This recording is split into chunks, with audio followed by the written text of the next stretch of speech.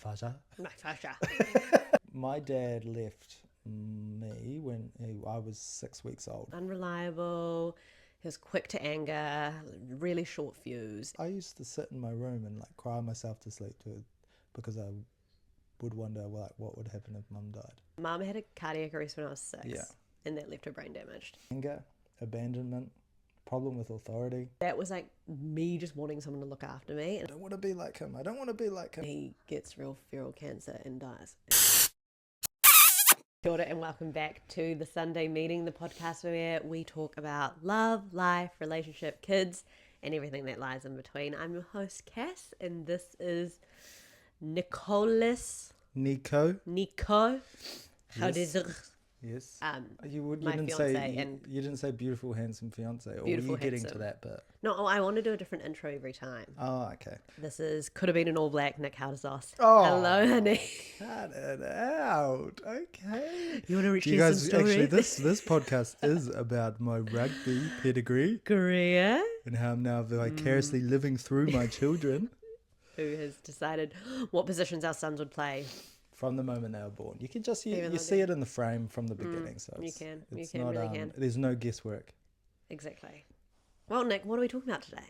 Okay, so today's podcast it's a touchy subject. We are talking about daddy issues. Daddy issues. That was sick. Thank you. You really sung from My heart. Yeah, today's podcast is around daddy issues, okay, and how they manifest or how they have manifested as within us as adults. Okay, so we're going to, as this sort of framework of today's podcast is going to be... Can you not say framework? Oh, that's what I'm reading right now. We've actually got a business meeting and the agenda The framework, okay, today's meeting is about... No, today's Sunday meeting is going to run. We're going to share Cass's story of her daddy issues, then followed closely by mine. And then we're going to, as always, dive into a news article around this issue.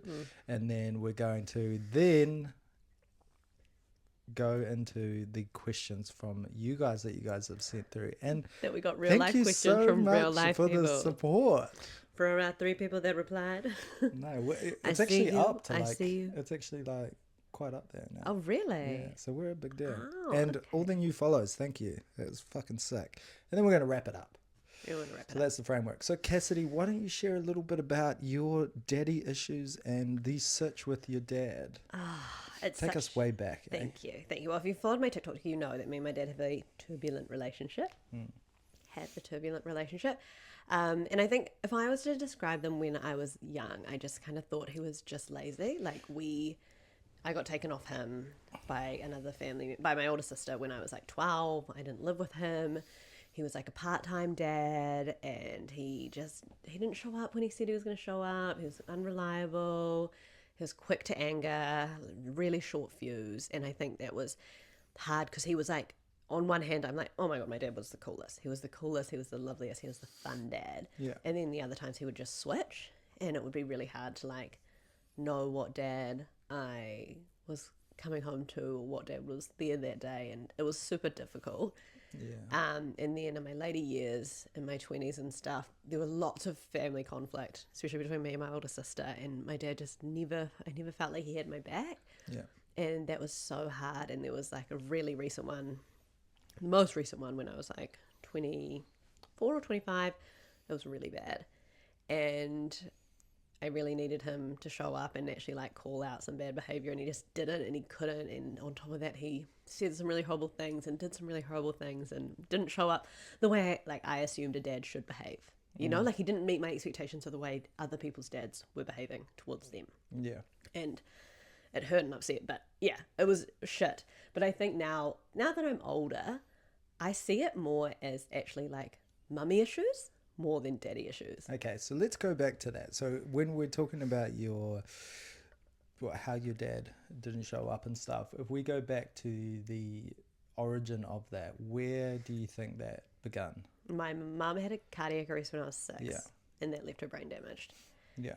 And so my dad, I think if my dad had gotten to just be the dad and the fun dad, that got to do fun stuff and Do you earn have money. any memories of him being like that? Like, can you remember back to 6? No, I can't remember anything before 6. That's wild. I think that's a normal. I don't think anybody can. I can remember when I was 3. That's No, because I got the scar on my, and I remember walking along this wall outside Pack and Save, and I fell off the wall, and I got the scar under my eyebrow, and I remember it was like dark and hazy, and it was the Henderson Pack and Save. great Pack and Save. But yeah, Pack and Save. so there was no memory of that. Okay, so it started with the cardiac arrest of your mum. Yeah, and so then all of a sudden Dad had to go, like, and this is the shit thing. Now as an adult and as a parent, I'm like, oh wow, like me expecting him to be like other dads was unrealistic. Like, you know, he was all of a sudden like a single dad, but not a single dad because he couldn't like go get another wife because his wife was alive, and he was like he was so in love with my mum. Like, there was a burning building. It would be silly to think the that kids and grabbing her.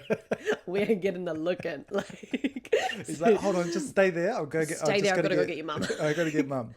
And literally that was it. He just adores her. And so like he, you know, had to raise us by himself all of a sudden, still earn money because mum didn't get obviously any money. She was a stay-at-home mum when it happened. Yeah. And then on top of that, like mourn the loss of this woman that is still alive. And like he used to always be like, oh, I think she's going to get better. Like I remember her telling me that all the time. And he would be like, yeah, I'm just seeing real glimpses of old Margie and I think she's going to get better. I really do. And I remember being little, and then she got told off for saying that to me because they were like, you can't say that to Cash, she's 6.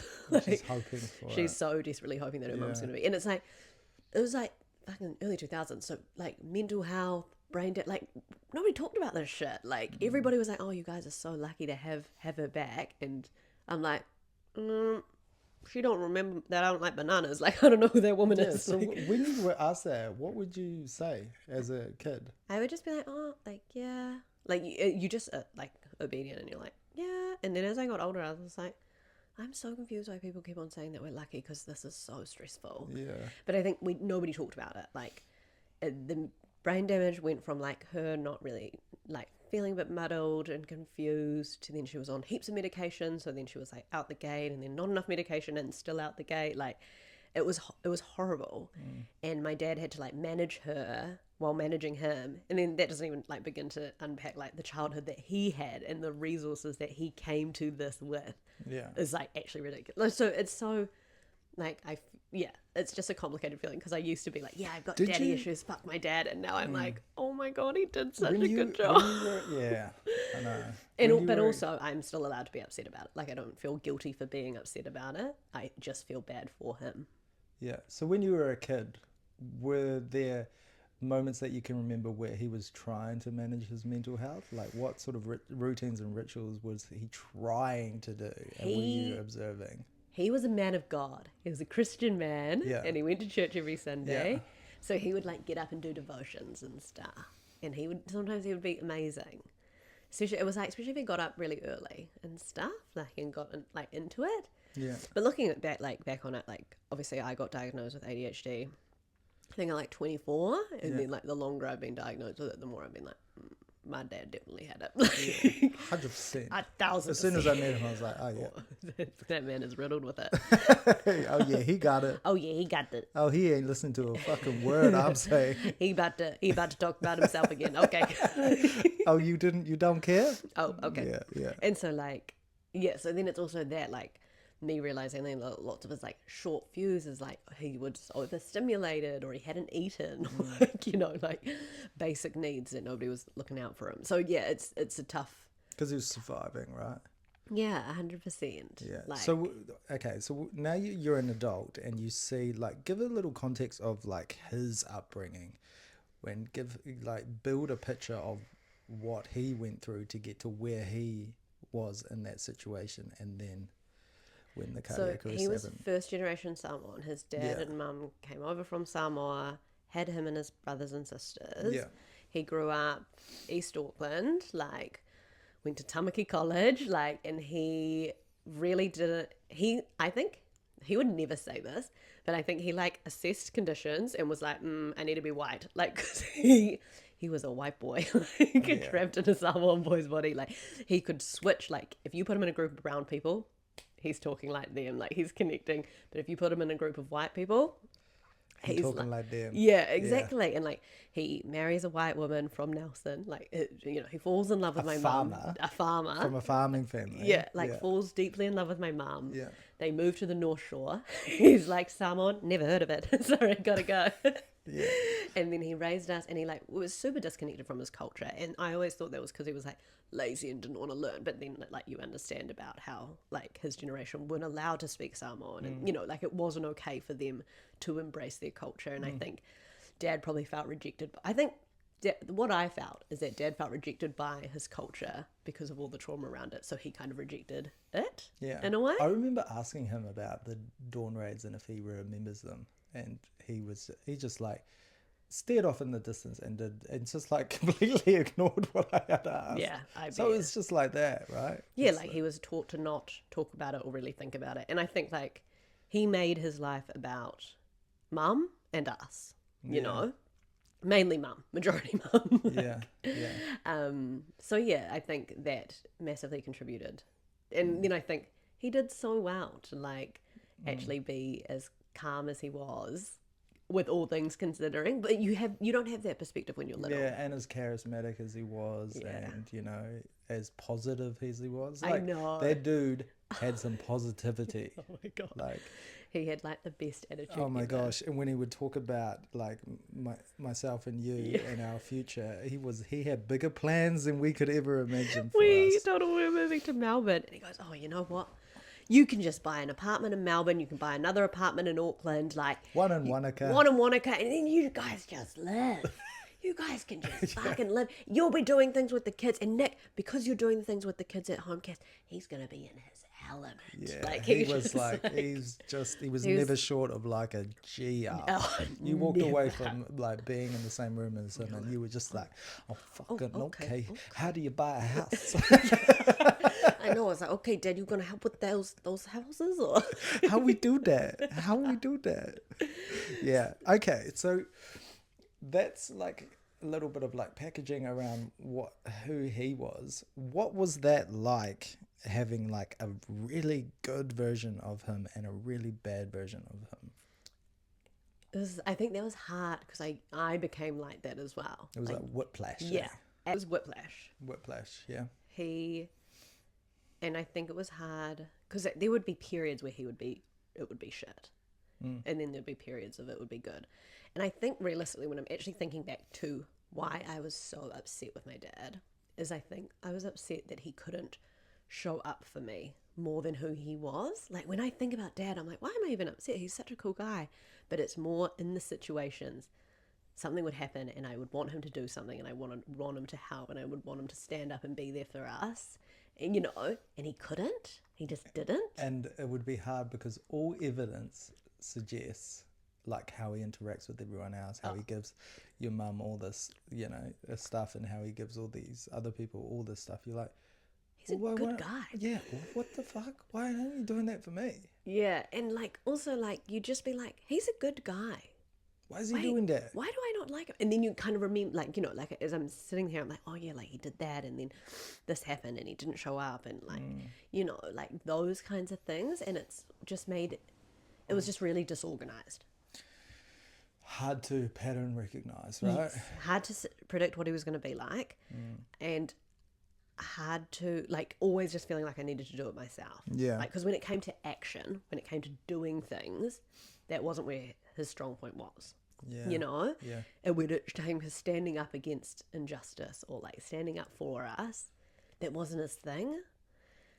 And like that probably came from him trying to fit in. Yeah, exactly. I think he was never going to try to go against the grain or like go against people. Like he wanted everything to be easy and fun. Oh my chill. God, did he? Yeah, hard. And I think knowing what I've heard about my mum before the cardiac arrest, that was her thing. Like she'll argue with someone. Like she's not gonna take no for an answer. Like so I can understand. Like it's so funny because I was just like, oh my God, if that didn't happen, it's so easy to say. I was like, I would have been a privileged little girl. Like we mum and dad would have grown massive wealth together. Massive.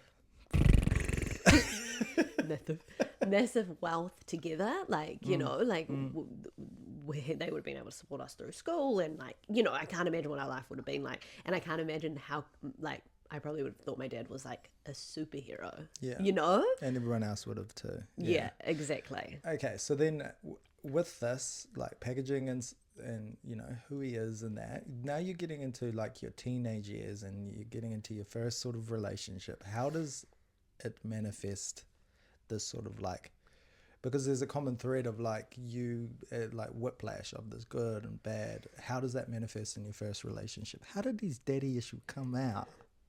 I was a psycho. Like, it was actually horrific. Like, You were? yeah. Yeah. I was aggressive. Do you know what I mean? Like, I became Because that. that's the behavior. That's how I saw. thought you behaved. I thought you could scream and yell and like Because you're copying your mum? both. Like the house was hectic when I was growing up. Like, mum would have good days and bad days, and like, you know, like some days she'd be like sedated because she'd be like on so much medication, she'd be like a little zombie walking around. Other days she would have skipped a couple of days of medication, and then you know, on fire.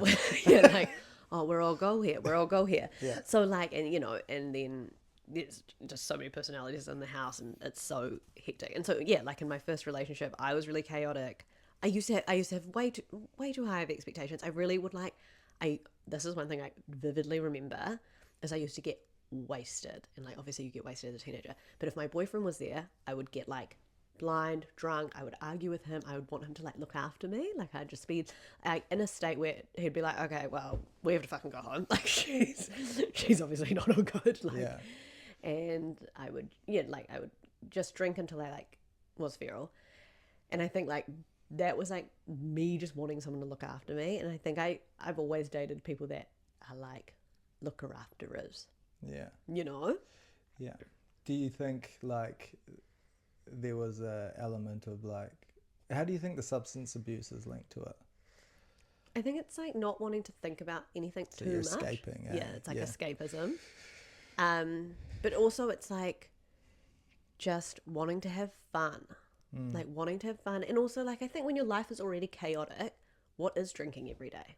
Or what is like completely abusing a substance? Yeah. Like, it's not like you're coming home to a peaceful house that you're like, You just want to shit's numb out to fucked. it, right? Yeah, exactly. Yeah. And like also I had no idea what baseline was. Like clean home, good hygiene, like, you know, clean bedroom, steady routine. I never had a morning routine. I never had a night routine. Like, I never had a bedtime. Like, none of those things I had had. So when you go into an adult and you're like, oh, I can buy alcohol. Like, okay, sweet. Like, you're like, oh, amazing. What else would I do? Yeah. Yeah. So I think that's it. And like also just trying to like deeper than that, like the real traditional daddy issues, like just desperately trying to get his attention. Like, you know, just being like, do you care? Do you care that I'm wasted? Like, do you care that I'm, you know, fucking running around? Like, do you get that? Like, and it was just, you know, wanting a reaction. I think deeply, I like always wanted a reaction. Do you from my think that's dad. the main driver of like when you link, you know, because most people say daddy issues and they link it to like promiscuity and stuff. Do you think that's a main driver? Is just like, hey, look, I'm being unsafe and doing all these things. Look out for me. Or what do you think that is? I think I can only speak for my own daddy issues.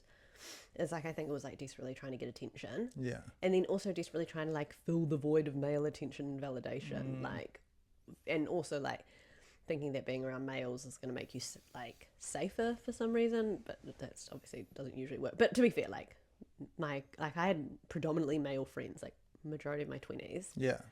Because I think I just like, and then I think it stems more from mummy issues. Like, I didn't know how to connect with women because obviously my mum was like brain damage, and my older sister is a Leo. No, she's so much more than that. But like, I just actually felt really unsafe with women. So I gravitated towards being around men because that was like the only example that I really had. But then I also didn't really know how to. Gosh, that's interesting. You know, like, it's actually such complex trauma. All trauma is complex. Because even when we came into our relationship, you still hadn't really connected with a large majority of women. No, like at all. Like, I really struggled. And like, I was scared. Like, I was scared. I went through a phase of being quite mean about women. Like, I was like, oh, women are so dramatic. Like, you know. And then I remember my cousin Emily, once she really leads by example, that women support women and love, and you have to be like that. Yeah. And I remember being around her and I was like, oh, we can like them? Okay. Yeah. And then I think that kind of changed my view, but I still just didn't know how to connect with women. And like, I feel like I didn't have anything in common.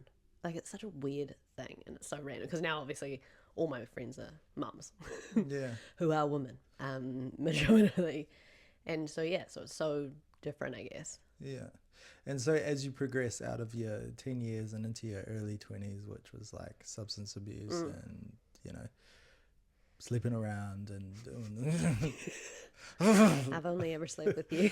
you know, sleeping around and doing all these things to get attention and stuff. At what point was it where you like chose the alternative of seeing him with all these like, you know, reflections and all these different like understanding his entire story, and why? I think it was like my journey into understanding my own mental health. It means you understand everybody's mental health. You know, like our brains are all wired to react the same to different things, if that makes sense. Yeah. Like I read lots of books on generational trauma, books on the brain. Like I've read this book on childhood adversity and how it like fucks your brain effectively. And then I was like, wow, my childhood was pretty spicy. And then I was like, wow, my dad's was pretty spicy. Like, you know, And his dad's was like extra spicy. Like just horrific. And so then I'm like, wow, actually my dad's done me. Like, you know, like it just, I think it was like that ability to like zoom out and have a look at everything. And then and I think we do that a lot, is like we center the story around ourselves when, you know, and everything happened to me. It's me. It's me. But when you actually understand, like, you know, you go back a few generations, you go, holy fuck, he did amazing. To get to even where, you know, to get there. And then now it's my role to get to the next one. And then it's our kids' role to get to the next level of, you know, breaking the generational trauma or whatever. Exactly. And I think like I can see it in a real basic space of like seeing like what college my dad went to.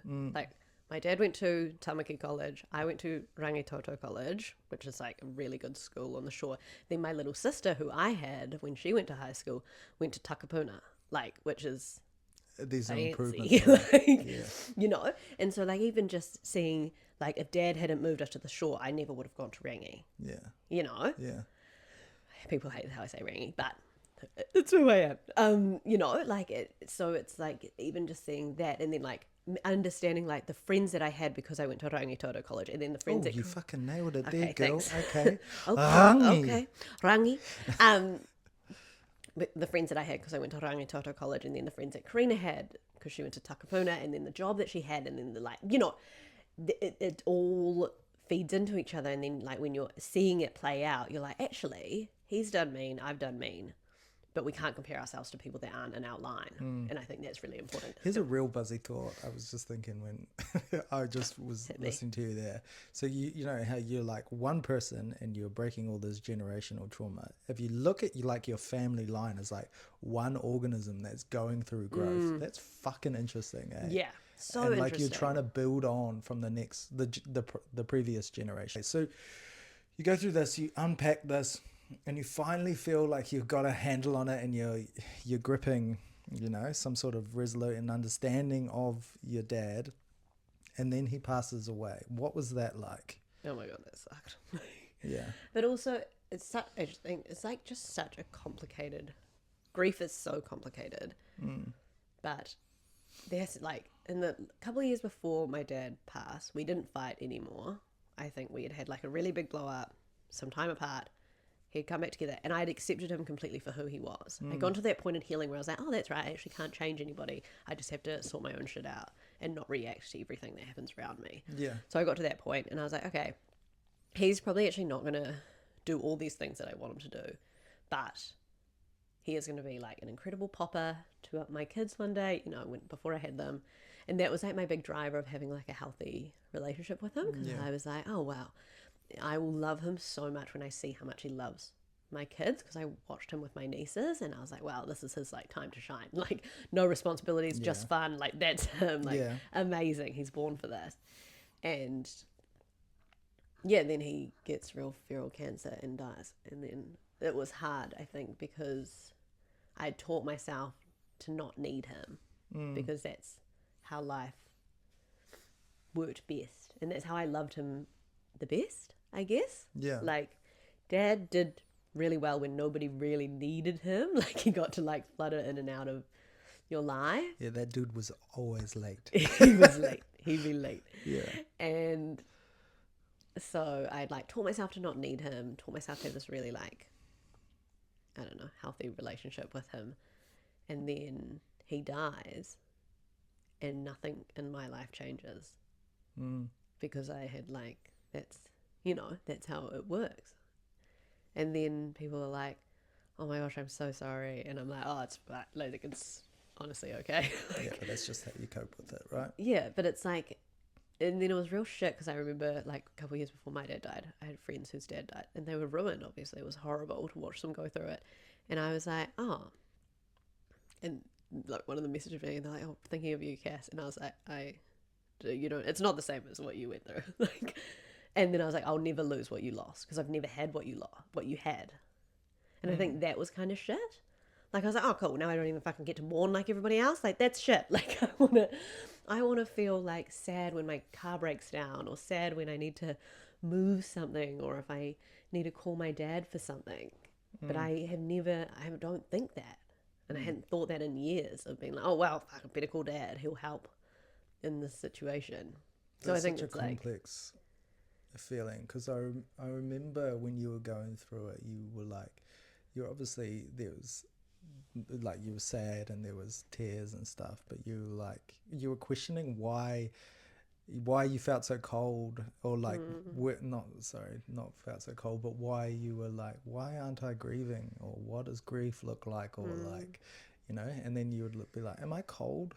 Yeah. And you're questioning all these things, but you put it perfectly there. It's like and I think something broke in you when all that stuff happened with your sisters and he chose you. He chose them and not you, and you was just like, oh. And then for you to be able to rebuild that back up to like a mutual respect and like understanding of who he was is massive.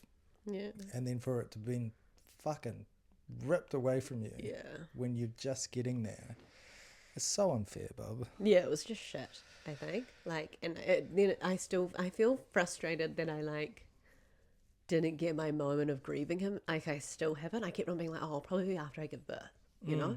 I'm going to have this big breakdown and and we were both prepared. We both talked about it in our Sunday meeting, being like, so, this wave of grief is probably going to come because you lost your dad. I lost my dad when I was 3 months pregnant. And his anniversary is coming up in 14 days. Is it? Yeah. Oh. See, like, am I fucking here? Like, is it all good? Like, I don't know. And then I'm like, oh, is this... There's 1 year. Yeah. I think I feel frustrated that I feel frustrated that I never get to, like, go through things. It's so stupid. Go through things like other people go through things. Like, like, I just want to, like, will I ever grieve him? Like, because I grieved him so much when we had that big family breakdown. I did, because he said such horrible things and he hurt me so deeply. And I was like, okay, well, I'm cutting him out of my life and it's going to be for the better and he's not going to be at my wedding day and he won't meet my kids. And I was, prepared for all that. And I had mourned him then. And I did, like, I mourned him then, and then, like, to lose him, and then I'm like, oh, well, I kind of already did some of this, like, and then I just feel like a dick. So yeah, it's such a complicated feeling of grief. And then also I think, like, I love having a family, and I love being a mom, and I love you, and I love the kids, and I just think, well, I have everything that I want, and I hate that the kids don't get a fun papa, because I know that he just would have loved them so much. And I'm angry that I didn't get to see him do that. Yeah. And angry that I don't get a free babysitter. Yeah. No, I'm just kidding. Yeah. Our nanny's great. But yeah, it's complicated. Yeah. So complicated. So now, and you have all these, like, things that you realize and all these feelings and stuff. In what ways does your daddy issues still manifest in our relationship, or in outside our relationship? I think they manifest in myself and, like, me being quite disorganized. Like, really struggling to like finish things. Like my dad was notorious about talking about things and not doing them, and that's what I feel like I'm fucking really bad at doing. Yeah. I do that all the time. I think, I don't know, it's easy for me, like, I don't really lose it anymore, but I don't, like, compared to how much I used to lose it, I feel like I'm just A completely a different. completely different person. Like, Yeah. I used to lose it over, like, breaking a glass or something. Like, Yeah. I'd cry over, like, the randomest shit. And you used to punish yourself so much when you would like far out. Like, remember when you dropped that like water on the ground, and you're just like, I'm such a bad person. And I'm just like, honey, what the fuck? I know, that was weird. Like, Just like, it's all good. yeah, We'll just put we the can towels clean that down up. and wipe it up. But that's one thing that if you were to ask me like your daddy issues, that's the biggest thing that manifests that I realize is like that huge punishment of yourself. And Yeah. like sometimes your inner dialogue and your self-talk is not like mine, No. where I'm just like, oh yeah, get back on it. It's all good. Just Yeah. clean the fucking thing up. Sweet as. Yeah, I, like, can spiral Where he would about just things. grill you, right? For making a mistake. Yeah. Yeah. Like, comes from, like, because he was my basketball coach as well. And, like, Yeah. He'd be he's a yelling. passionate coach. Yeah. And yeah, like, and I think it did, like, for ages, it like really fucked my inner talk to myself. But then you came along and you changed a lot of that. Like, I think you make such an effort to be like, it's okay. Like, Yeah. like when I flooded the laundry the other day and I didn't get upset, I just Yeah. was like, And I was like, yo, look at you go. I just go, Nick, I flooded the laundry, and you're like, okay, I'll clean it up. I was like, thanks. And as I remember, as I was cleaning up, I was like, oh my, look at her. Look at what she's done. Because that would have been like, I would have been you like, would have just lost it. Nick, Yeah. like the whole day would have been ruined. I would have been like, Nick, I've fucking like I've put something in the sink and the laundry is flooded and it's everywhere and I can't get on. We're not gonna have time to I even feel silly talking about it, but that literally was who I was. Like everything was a big deal, and I couldn't. It's like I had no resilience against. I had no resilience against small things. Good resilience against big things. Yeah. When you can turn it on, you turn it on. Yeah, exactly. But little things would break me, and I would just have like meltdowns. Yeah. Looking back on it, I think it's hard because I was like, I don't really see much of myself. But that's what comes from, we are together 24/7. Like, that's why, like, parents shape their kids' brains so much in those early years when you're with your kids 24/7. It's like, as an adult and going through motherhood, your brain changes heaps. It's like going through adolescence again, but different. Matrescence, that's what the word is. Yes. So I think because I've gone through matrescence with you constantly giving me like new dialogue and new inner talk, the changes happened really quickly. Yeah. I don't know if that would have been the same if I was working full time and we were in a normal relationship without kids, you know, and I wasn't going through pregnancy and everything. Like, we have been together 24/7. We talk 24/7. It's like we've been like in boot camp for my brain for the past 3 years. It's like, it's such an opportunity. I remember picking that up in my research. I do research, guys. And I remember picking it up and like, fuck, we got a real opportunity here for like a malleable mold of a new brain. Yeah. Like, let's really knuckle down on like, fucking praise and fill you with like, try fill you a cup and try give you all these like compliments and do all this stuff, and like, it really fucking made a difference. Oh, massively. Like, my nervous system is so different. Guys, this is an opportunity to really, like, if your partner has, you know, grown up with daddy issues and has that, you know, you've got an opportunity in that fucking postpartum period, that matrescence period and pregnancy, to really stack up a new way of like operating in your relationship. Yeah, exactly. And I think that's why, like, I actually like hate when people are like pushing to get married and buy the house and like get the job career, like promotions, all this stuff when their babies are little. And like, I'm like, yeah, your baby's are little and that's special, but I was like, your brain is like Play-Doh right now. Like, I don't know, that's, you know, hard out. like do Like a that. fucking dinosaur. Like, I was like, if you're gonna pick yeah, exactly, like if you're gonna pick a time in your life to like sacrifice everything else for your mental health, doing it during early years of motherhood is like the most bang for your buck. Do you know what I mean? 100%. Like, because your brain's changing. And also, this is for males as well. It's not just, and this is interesting also, you don't actually have to be like the birthing mother breastfeeding You mother just need to be in close proximity to it. to raise it, being the nurturer. And Yeah. like I think about like when I got like the big changes in my brain really started when I got Karina and she lived with me. You know, that was that year of by ourselves. Like, so I think I've been like in this stage of matrescence in different capacities for the past like 4 years Yeah. since I was like 26 and I'm Yeah. 30 next month. Yeah. And so like, and I've spent the 4 years meditating, journaling, like doing all the things. So like, I think it makes sense that we've seen such a huge change in my brain, but it's good for other people to realize like the resources that I was kind of playing with, Yeah. you know? Yeah. It's so wild because I look at photos of you like back then before everything happened and I'm just like, holy fuck, I don't even know. I don't even know that girl. I know. Sometimes my old TikToks pop up and I'm like, who is she? Yeah. I look different. I've like got a way more inflammation in my face. Yeah, yeah. I talk different. I can like feel the Yeah, stress. you like talk way slower now, eh? Yeah, and quieter. My cousin said that to me. She was just like, you talk slower and so much quieter. And it's because I'm like this. Yeah, I know. I'm like, because Nick fucking takes 12 years to get a sentence out, but we love him. It's the best sentences though. Okay, cool. Well, like, that's super interesting. And like, what are some takeaways that you would give to like your female counterparts on like, if they are struggling with daddy issues or they're at the awareness stage of being like, fuck, something's going on here. Like I have these issues that are clearly linked to my father, like my father. My fascia. What is My fascia. what is Daddy.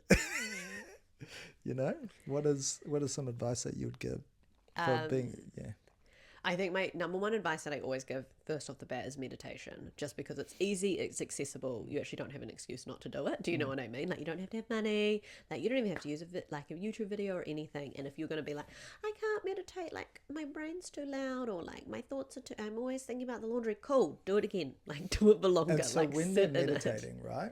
Okay, so the meditation's quite broad. Yeah. So when they're meditating, what would you say focus on? Because it seems like you focused on the story or the origin of your dad and his dad and what brought him to be, right? Yeah, this is a hard question to answer because I didn't meditate to fix my daddy issues. I meditated to become a calmer person. Yeah. And I think actually that's a big thing. Like, don't focus on your dad, don't focus on the issues, focus on what you think. Do you know what I mean? Because it actually doesn't matter what you're doing or what they did or how they treat you. It matters what you think about all that stuff. Do you know what I mean? Well, it shapes your reality. Exactly. Like, you hate to get a bit woo-woo on it, but that's it, and that's why meditation's the best, because it just means that you can You don't hate to get woo-woo on it. Who love are you? it. We love to get woo-woo on it. Okay, you need to Hate write. to get woo-woo on it. No, we don't. Okay, you need a journal about your new reality. Let you me need to just step grab into it. Let me just grab our tarot cards. Oh, did good. you hear that? Yeah, did you just do that mid-podcast? Yeah, I did. Clicking your Okay. neck? I Okay. can honestly click a lot of things. Anyways, Yeah. so number one, meditation. Just because you need to focus on the way you think about things, and to focus on that, you need to figure out the way you think about things. To figure out the way you think about things, you need to like observe them. You know. So meditation isn't about like having. Well, I don't believe it's about not thinking about anything. It's just about observing what you're thinking about. And if you meditate in the morning, I feel like it's easier to observe your thoughts throughout the day. Because a lot of people say that they don't meditate because they can't control their thoughts, but meditation is a stream of thoughts that you get under control. Yeah, and meditation is going to the gym for your thoughts, in my opinion. You know, like how When you you start ever... understanding which are your thoughts and which aren't your thoughts, and which Exactly. are what everyone has said to you, and all these projections of their own reality into your mind. You understand that when you go, oh, that's my thought. Okay, that one's not. Yeah, I don't want to do that. Yeah. Exactly. And I think like for me, my daddy issues, the hardest manifestation of my daddy issues was my reactivity, which got me arrested for assault, and I spent the weekend in jail. And that was the thing I wanted to get rid of the most, because I was like, if I can't control my temper, I actually run the risk of getting arrested again. And that was like quite a really like sobering thought of being like, I don't want to get arrested again. And so, yeah, I think start with meditation. Always start with meditation, because it's accessible and you don't have an excuse not to. Anyways, next, go to the point of being like, well, how do I want to act? If this is not, like, if this manifestation of, like, my daddy issues is not it, what is it? What does it look like? You know? And then you just slowly move towards that. And then when you're reacting, you're like, oh, is this what I wanted? No. Okay, let's do something different. Yeah. Interesting. That was a fabulous breakdown. Was it? Yeah, for sure. For sure. No, that was really good. Okay, now we're moving on to Nico's story. Nick, tell me. You're going to have to pry it out of me with some good questions, yeah? Okay, perfect. Wow. Because I'm still getting the hang of talking about this. And it's only in the past, like, I suppose, year or two where I've actually understood it in its entirety and I've been willing to talk about it. So, yeah, go. Nick, your daddy issues, if you could break them down in 5 sentences, what would they be? Well, you don't even, I don't want to put a glass ceiling on you. Tell the story however you feel. Well, let's give context. So my dad left me when I was 6 weeks old, and then wasn't anywhere to be seen, like, until I remember there was another time when I was about 5, and then another time when I was about 7, and then from there I didn't see him until I was 18 and graduated in the army. So it's a long time. And it manifested as a lot of anger, abandonment, problem with authority, just your classics. Yeah. You know. Did you ever cry over it? No, because it happened too young, and I didn't understand what was happening. So by the time I cried over moments of, like, where he should have been there and he wasn't. Yeah. Like. Yeah. Yeah, does that make sense? Yeah, it does. You can't cry, don't cry. But yeah, so I cried over moments of, like, where he should have been, or it would have made my life easier if he was there. Yeah. So, like, yeah, when there was real financial troubles in the home, like, you know, and mum was really upset and stuff, and I was in my room, like, those are the moments where it's just like, oh, you fuckwit. Yeah. Like, if you were here, this could be better. Yeah. So I think, like, that makes a lot of sense how you were too old. By the time you could grasp the gravity of the situation, you were past sadness. You were like, what? Yeah, but my body understood it. Yeah. And my body knew what was going on. And that's where all the anger and... And what do you mean by your body? Like, it was like this uncontrollable of, like, reactiveness. Being, like, super angry when I was young.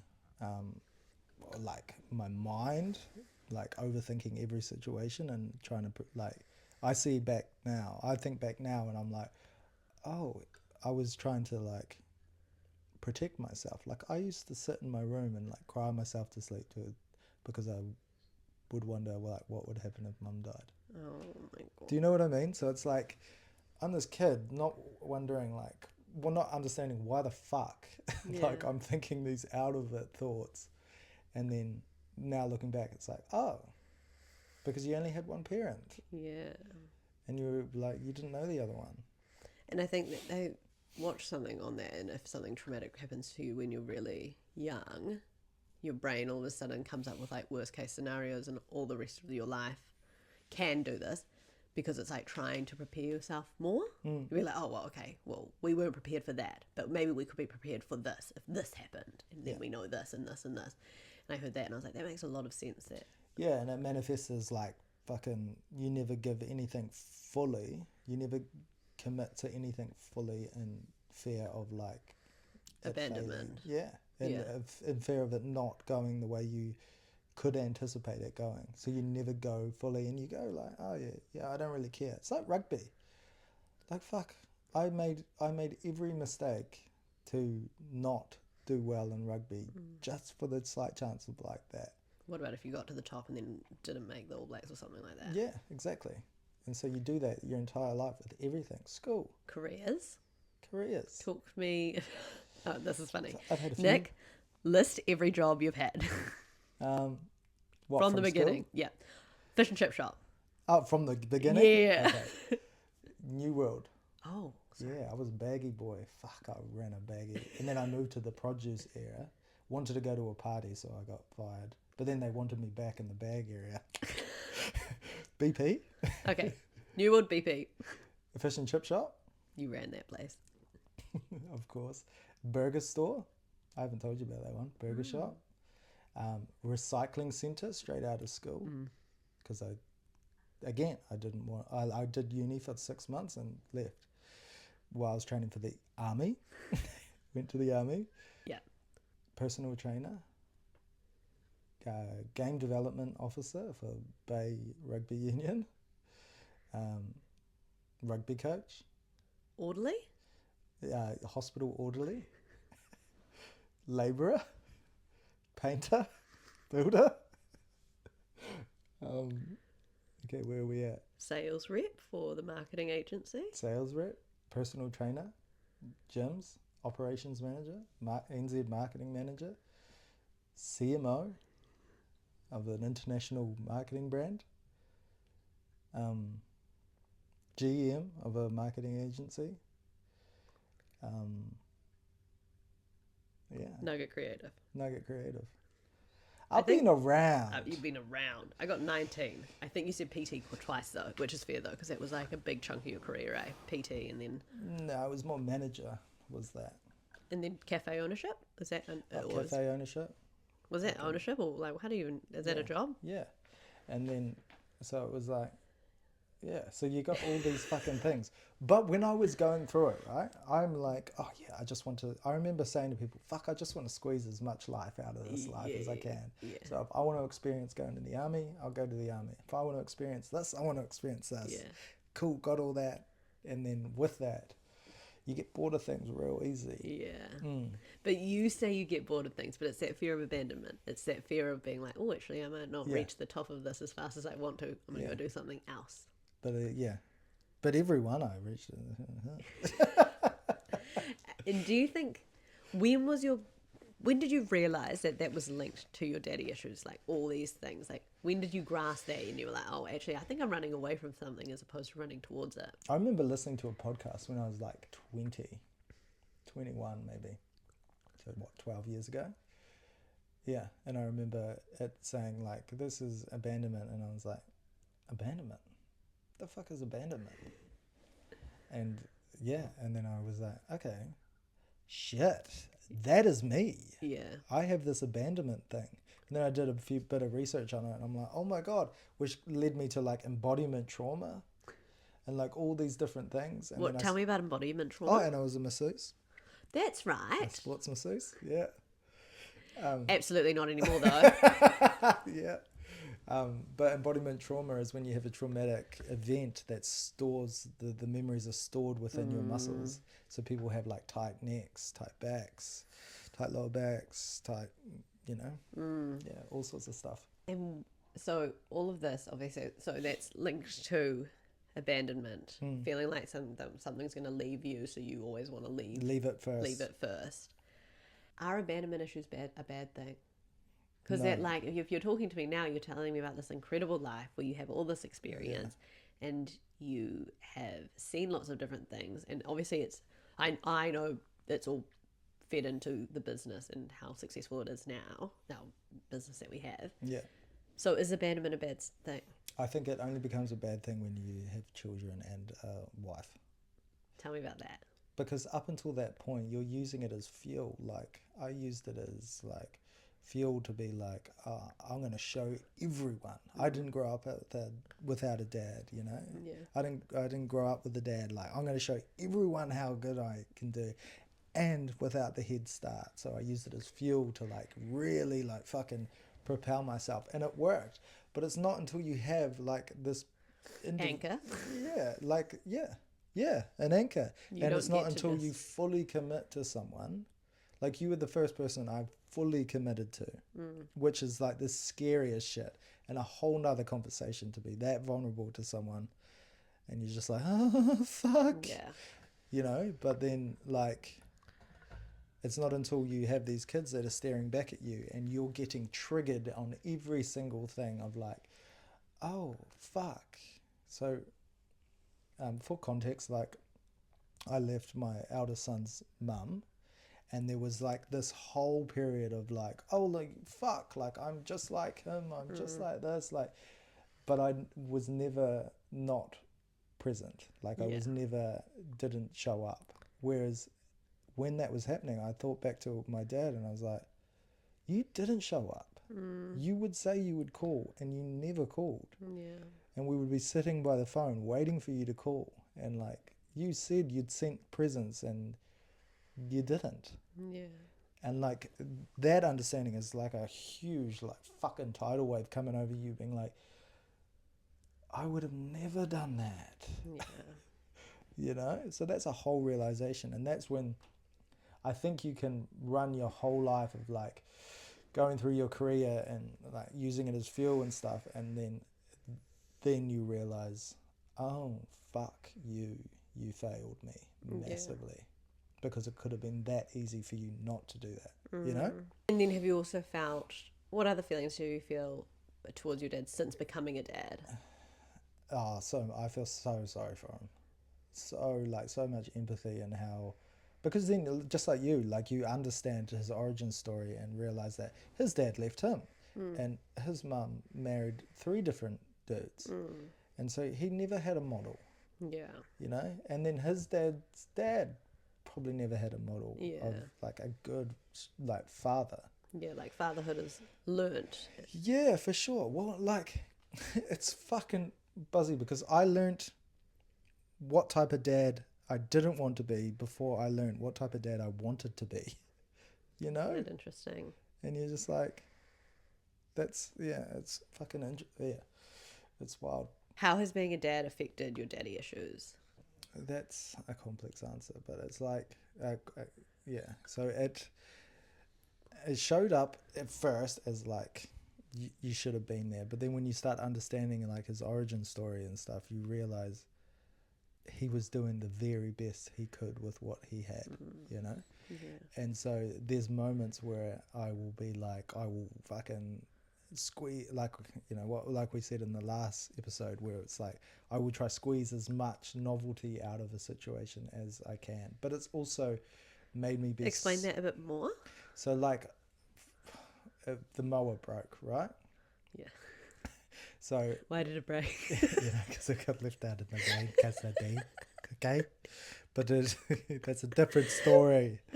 And so there's like the mower broke, so I was like, fuck yeah, that kind of looks like a go-kart. So I sat down with the boys and we're like researching like different go-karts that we wanted, how we were going to paint it. We took all of it apart with them, you know, and like we imagined all this thing, and then I realized it can't turn into a go-kart because the wheels don't work.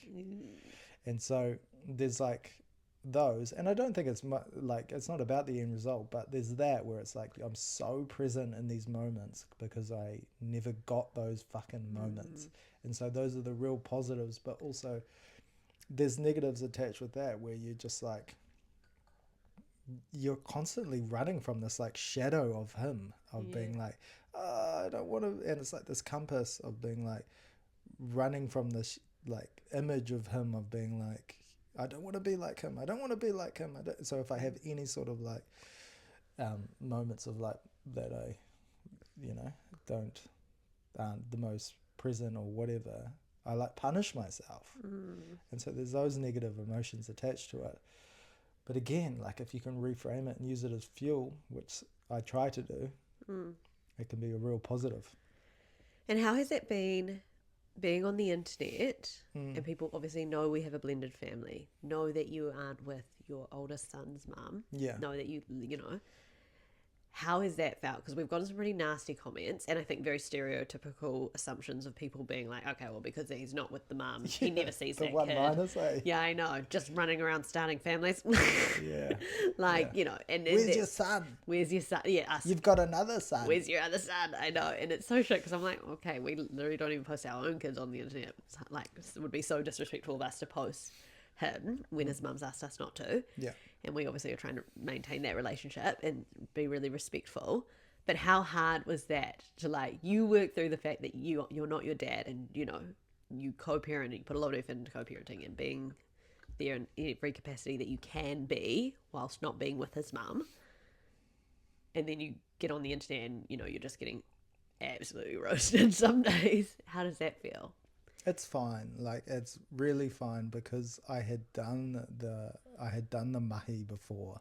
Like, I had accepted the fact that I wasn't him. And I had built up a stack of evidence to show in my mind that I wasn't him. Yeah. You know, so when these comments came, I'm like, oh, fuck. Do you, boo? Yeah. Like, I was quite, like... Yeah, because you dealt with them so well. I think I felt really bad. I think it affected you more. Yeah. Because, yeah, I don't know. I've kind of lived my life like that, I suppose, where it's just like, say what you're going to say. Yeah. You know? But there's like, yeah, it never really affected me because I had dealt with it and I'd, like if that had happened when I first left Flame's mum, it would have been different. But I had spent, you know, a couple of years like dealing with it, unpacking it and realizing I wasn't him. Yeah. And these comments are just a projection of your own environment. Like you're like, that's you. That's all good. I'm sorry, whatever you went through that made you say that comment, but that's all good. I'll keep doing me. And I think there's a real difference between like leaving a relationship and co-parenting and still showing up every way that you can in being a dad. Yeah. And leaving a family. You know? Oh, Because for you sure. leave a relationship to give the child a better quality of life. Yeah, 100%. And you see a lot of people in relationships that have this like picture perfect fucking family unit, and you're like, that child that you're like fighting around and like, you know, arguing around and like hating on each other around is going to grow up really, really like traumatized from that. Yeah, well, kids deserve to see their parents happy, hey? Yeah.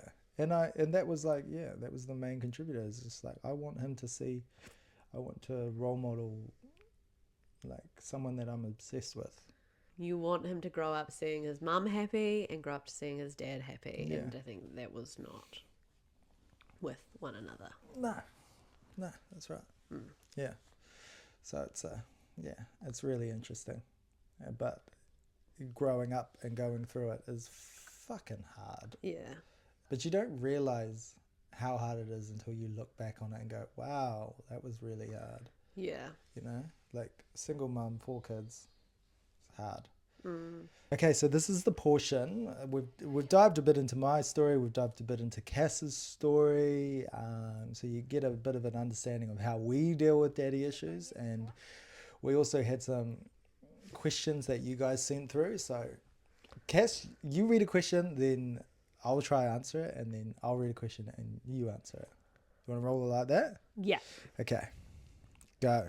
Are there specific ways you show up for your kids that you may not have without daddy issues?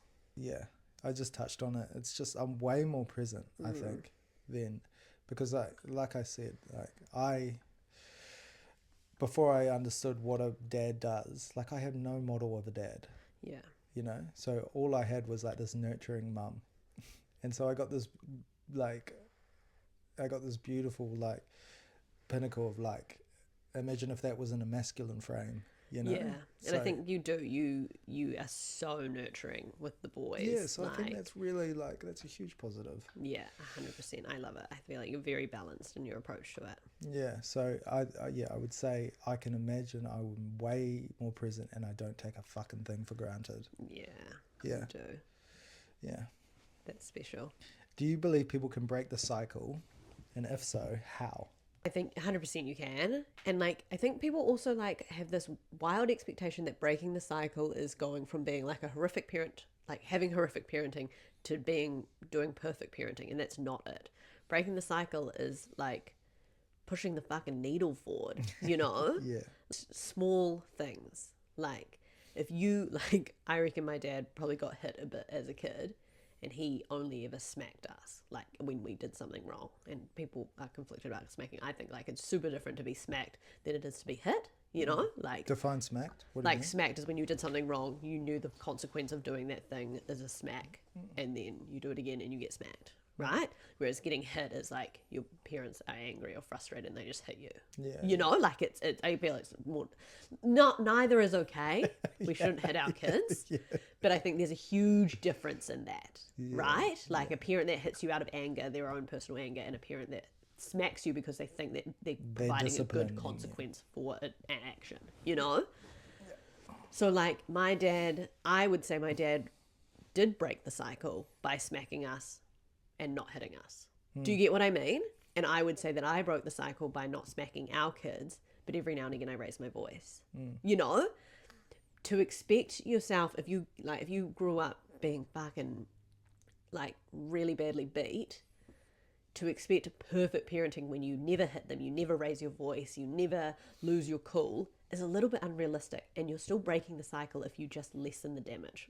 Do you know what I mean? Like I know it sounds harsh, and like we can all be like, I just never want to raise my voice at my kids. I want to be this perfect gentle parent. Cool, that's unrealistic. Like breaking unrealistic for some people, right? Yes, for some people. Whereas like if you were raised like, and that's why it's so, you can't compare yourself to anybody else's parenting journey unless like like how many times did you get hit as a kid? Like like it's so important to realize that breaking the cycle doesn't have to be this grand gesture. Like it doesn't have to be. You don't have to throw the fucking cycle out the window. No, it's still there, and your kids are still going to be traumatized no matter what you do. Like they're like, I think that's a really good thing to understand about children's brains. Whether a child was getting beat up at home or getting bullied, their brains are still going to be affected by this trauma. Yeah. Do you know what I mean? And if if all a kid went through in their childhood was bullying at school, that bullying is going to feel massive, and rightly so. You know? Yeah. Like, it's not a competition. It's not who got more traumatized than the other person. So knowing that no matter what you do as a parent, you are going to traumatize your kids in some capacity. They're going to be like, oh, well, mum and dad didn't get me the bike that I wanted. Or, mum and dad completely forgot my birthday. Regardless, you're still going to do something, and they're still going to talk about it, and they're still going to do their parenting journey differently to you because of the way you did it. You're not going to get it perfectly. Yeah. No. 100%. So I think when it comes to how to break this cycle, push the needle forward. Don't throw the needle out. Oh my gosh. Thanks, baby. Can you ever see the way you were parented creep into the way you parent and you have to correct yourself? Oh my God, all the time. Yeah. I catch myself and I go, oh my God, I just sounded like my mum. Oh shit. The way Nick angry cleans the house. Oh my Lord. It's a big thing we're saying at the moment. You can be happy I now while you have clean to, the house. when I can feel myself getting angry while I'm cleaning the house, for no apparent reason. I love cleaning the house. I know. When I feel I'm just like, angry cleaning is not the way to go, and just be like, we can clean the house happy. We can clean the house happy. I know. I had a big talk with Nick. I was like, Nick, if you were going to clean the house, You have in to a do bad it positively. mood, I don't want the house clean. I'd prefer to live in filth Yeah. than deal with this bad mood because it's stressful. So there's things like that. There's things like, ways like my mum would back us 150,000%. Incredible. In her eyes, we could do no wrong, and that was beautiful growing up. Because she was balancing being like the masculine frame and the feminine frame, and she did a fucking amazing job. Yeah. And there is moments that she's only human, and there was moments that it slipped, and like, there was like, there's just things that I say like that are just like fucking like exactly what she would say. But I do think that's really cool. I see that lots in your parenting, how you just back our kids 100%. You never, you think the sun shines out of their ass, like they can do no wrong. Yeah. And that is something that I feel like can do the opposite of, because I was raised to And I think like see fault in I'm going to things. go in and advocate for them at like the park Yeah. with Oh, no God, yeah. qualms, Whereas like when you first had an encounter with that old lady that Took our just- baby off yeah. us. It It was really stressful. and like We were at the library and an old lady literally just came up and grabbed my baby off me, and I tried to stop her, and I tried to hold on to her, but she just took her off and then went and sat with her knitting group, and then they all talked about how it was harmless, but it was very stressful. Whereas Nick would have straight away been like, "No, what are you doing?" Like, whereas I felt so rude So yeah, that's I think something that comes in from me. I Yeah. never want to disrupt the peace or be annoying. So like I do struggle sometimes like advocating for our kids. Whereas like Which- I remember being in like freaking my deans, my principal meetings, and me and mum are just like teaming up like, yo. Nick was really naughty in high school, and his mum was like, But Nick school didn't do was- anything. School was boring. It was too easy. It was Your mum was good boring. at that, and I think that yeah, it, But she gave me a lot of like I have now quite a confident inner dialogue, super confident. you know, Yeah. from that. So yeah, for sure. Has becoming a parent to multiple small kids at one time given you more compassion towards your parents or made you dig in further about your beliefs around parenting and your lived experience?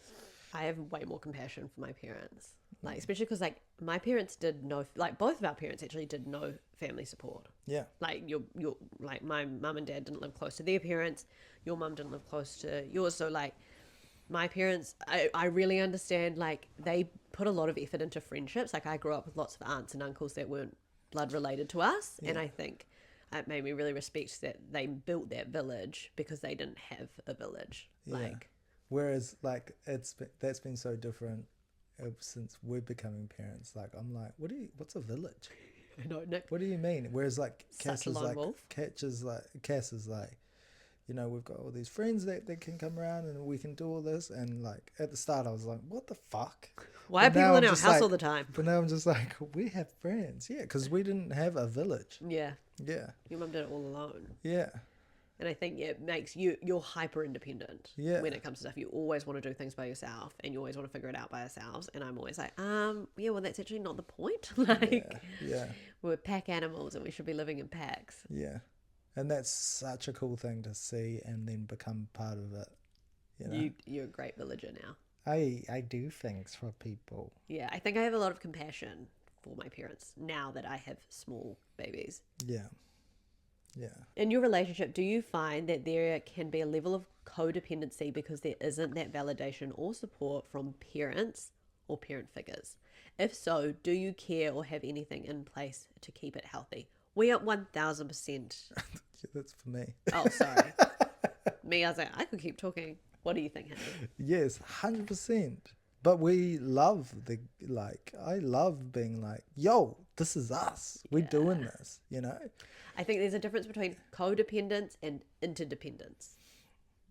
Yeah. Do you know what I mean? Like codependence Seems unhealthy. seems unhealthy. But that's just that's a trait of fucking semantics, like spoken word, like, Yeah. you know, like to me those are the same thing. Like I don't think it's just how you perceive codependency. Yeah, and I think we are like codependent, but I'm like, if you're gonna be codependent on anyone, it should be your partner. And I think we do go into this knowing that we don't have the family support that other people do, knowing that it is just us, and that's why we put so much effort in. That's why we have the Sunday meeting. Yeah, Like, because it is just us. There's no bench. yeah, we ain't got any subs going on, so we just got to figure it out. And I think obviously that comes with risks, like if we were to break up, but also we put so much effort into being able to communicate. If we were to break up, it's not like all of a sudden that communication goes down the drain, Yeah, you know?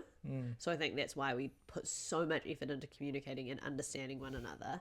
and I think that's something we've always said is like, you know, if we were to break up, then this is the sort of like we're not afraid of breaking up, and I Yeah. think that gives a beautiful shine of like, you know, like, oh, this could be temporary, Yeah. you know, 100%. and it gives you such a different level of appreciation. It's like, Nick would be like, break up. We'd be the best broken up couple ever.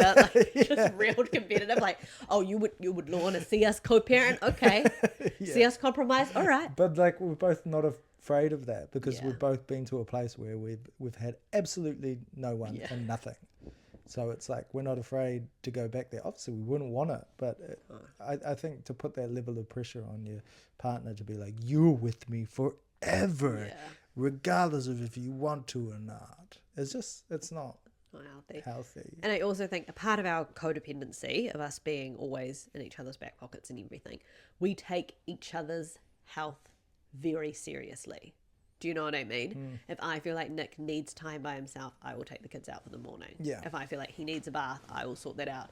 He needs a run, I'm going to push him to do that. Like, Yep. if you need to see your brother or spend some social time by like with friends or whatever, I will facilitate that and I really prioritize that. Yeah. And that's the same with Nick. Nick would be like the first one to organize something if he felt like I was slipping. So I think codependency isn't the issue, not genuinely caring deeply and having the resources to facilitate one's independence is the issue. Yeah. And and then having a high level of communication while you're doing it. Yeah, So exactly. we have a high level of communication around every single element that goes into this codependency. Yeah.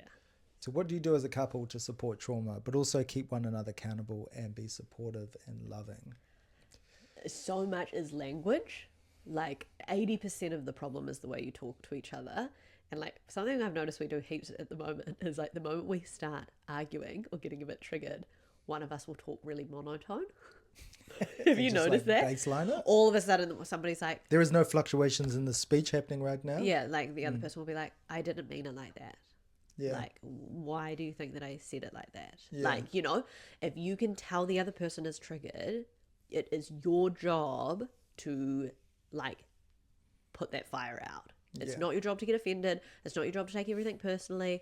It's your job to, like, I always think about it like our number one priority is each other's nervous systems. All right. I have a responsibility to look after Nick's nervous system. So if he's triggered and he's angry and he's starting to fly off the handle over something, it's not my job to listen to what he's saying. It's my job to calm that nervous system at any cost. And like, if he's saying something that's really hurtful, I'll be like, I'm going to circle back to that when you're calm because that's not okay. Yeah. But my job in that moment is to calm your nervous system so we can have a better conversation. Yeah. So it's always like yesterday you got upset, hey, in the shower, you'd like we had some weird miscommunication and you came out pretty guns blazing. Not guns blazing, you were just in a bad mood. And I was like, what's up? Yeah. And then you were like, oh, well, I just don't know why you said blah, blah. And I was like, wait, what did you think that I meant by that? Yeah. Which was just a It misunderstanding. was just a misunderstanding. But instead of me being like, well, why are you in a bad mood right now? Now you've just come out and like you've stressed everybody out. Like I could have been like that. Yeah. But I knew that Nick was ready for a fight. So like you have to prioritize the calm nervous system. And you know when your partner's calm. Yeah. Like you can't bullshit and be like, no, I thought they were calm. You know. Like, so you actually have to be really honest with yourself. And sometimes, and that comes with like, when you do it wrong, apologize. Like quite often if we have an argument, it's not the person, like yes, the person that started the argument needs to take responsibility, but they're hurt, they're upset. It's the other person that had the responsibility to be like, hey, what's up? What's going on right now? Because if you take that and you run with it and you go back at them straight away, like, do you get what I mean? Yeah. We do it all the time. Yeah. Yeah. Yes. I'm sitting there nodding along going, yeah, fuck yeah. Because, yeah, you just do not. I think you have such a responsibility as a partner to be like, be careful with your words. Yeah. Like the relationship is your responsibility. Like your partner's nervous system is your responsibility. What the fuck are you poking the bear when it's angry? And no one has ever in the history of the world said something like conclusive and revolutionary when they're angry. yeah, exactly. So why the fuck are you going at it? Yeah. You know, they're not going to see sense until they've had some space to be like, okay. And I think it's like, it's easy. It's hard for me and Nick to talk about it now because we're at this space where we've done this our entire relationship. And at the beginning, this was not pretty. And we had way more arguments than we do now. Now it looks really different. So you just have to try. Like you actually just have to get to a point where you apologize a lot. Like we apologize a lot. A lot. Like even I was talking to my group of mum friends about like undermining their husbands. Yeah. And they were like, I really struggle to not do it because he just does things wrong and then I want to kind of like jump in. And it's so frustrating. Like, how do you not jump in? And I was like, don't focus on not jumping in. Focus on apologizing when you jump in. Like, because realistically, your body will remember that you apologized more than that you did what you wanted to do. Like when you jump in and you're like, don't do it like that. Your body's like, perfect. You felt a little urge and you did it. That's great. Whereas when you do that and then you apologize, your body's like, oh, we did something wrong. Like, you know, like actually we weren't meant to do that. Yeah. Whereas just thinking, oh, I probably shouldn't have done that. That's not really training your brain that you shouldn't have done it. You're just thinking it, you know? Yeah. And like, I think we do that because I took a while for me, especially like around parenting. I feel like I used to undermine you. No, you didn't. I didn't? No. Well, I used to nitpick at things. Like, you're a very good communicator. Thank you. But I feel like when I do it, I apologize. 100%. And you apologize Yeah. as well. Like, yeah, for sure. So I think that's what I'm trying to say is like, you have to apologize but fuck it up. Like, the whole point of it is not to get it right. The whole point of it is to fuck it up. Yeah. And keep fucking it up. Until it's better. Yeah, exactly. And I think that's the thing. You have to be okay to fuck it up. I suppose the biggest takeaway is that you can love someone and still acknowledge that the damage that they left, and you can grow up without a dad and still become the one you needed. Thank you for listening to episode 2, Ka kite, and we appreciate your support. That's a wrap. Bye-bye.